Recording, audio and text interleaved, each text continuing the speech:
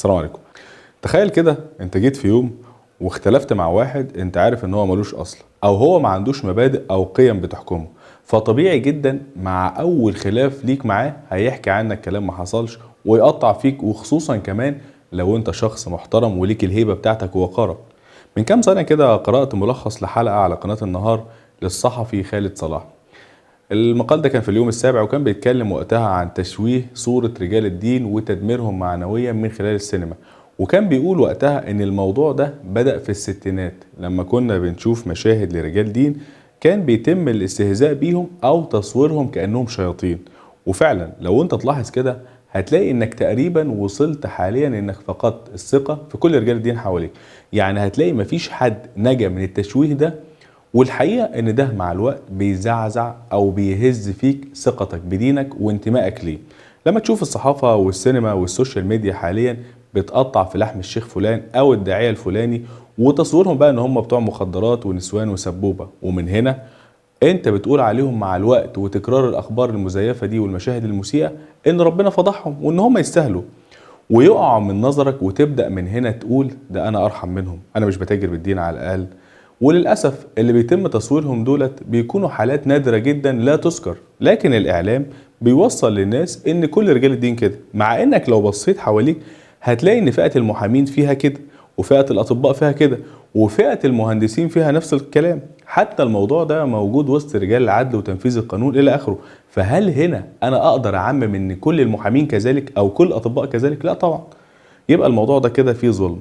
حاليا بيتم تشويه اي قدوة محترمة وتصدير قدوات هشة ضعيفة او منحطة ورخيصة زي مشاهير التيك توك، اللي منهم واحد بقى مربي دقنه كده وطالع وراه مكتبة دينية عظيمة، وطالع يقول للناس ان هو شيخ وبيعمل جولات مع بنات، ومن هنا الشباب تشوفه وتبدأ تحلل لنفسها ان في مشايخ بتعمل الكلام ده ومشهورين.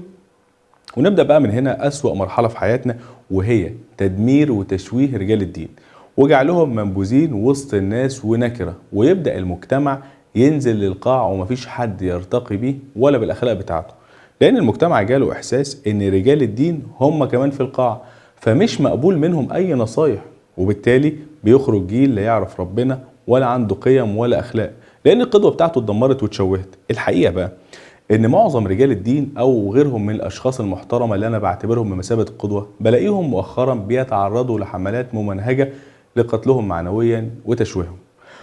ومن سوء بقى حظ بعض الصحفيين الرخاص ان انا على علم وصله بمعظم الناس دي، ولا النجم عمرو اديب او ابراهيم عيسى او الفيلسوف احمد موسى وغيرهم من الجهابزه دول طالعين يمسكوا الراجل يسلخوه بافتراض ان فعلا في حد منهم غلط.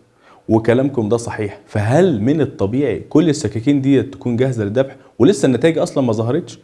ومش عايز ازيد في التفاصيل واقول ان الموضوع ده يستحيل يتكرر مع راجل دين غير مسلم، لكن المشايخ متاح نعمل معاهم اي شيء لانهم تجار دين. احنا بنزود العنصريه والكراهيه ما بين فئات الشعب بالوضع ده بسبب عدم وجود انصاف. كم مرة لقينا فنان من الفنانين اتمسك بمخدرات، والفنانة الفلانية اتمسكت بكوكايين في المطار، والمخرج الفلاني وغيرهم من بعض الشخصيات العامة في المجتمع، والموضوع وقتها اتلم بسرعة.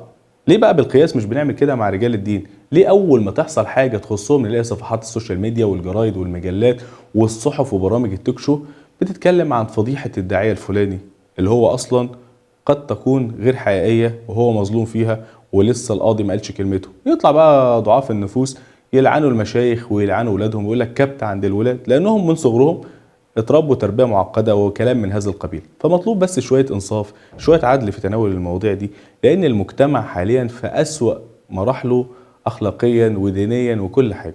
ربنا يسترنا ويغفر لنا ويفضح كل واحد همه تتبع عورات الناس وفتحهم. اخيرا بقى جمله مهمه جدا: رجل الدين ليس بمدلس، لكن هناك بعض المدلسين أصبحوا للأسف رجال دين. السلام عليكم.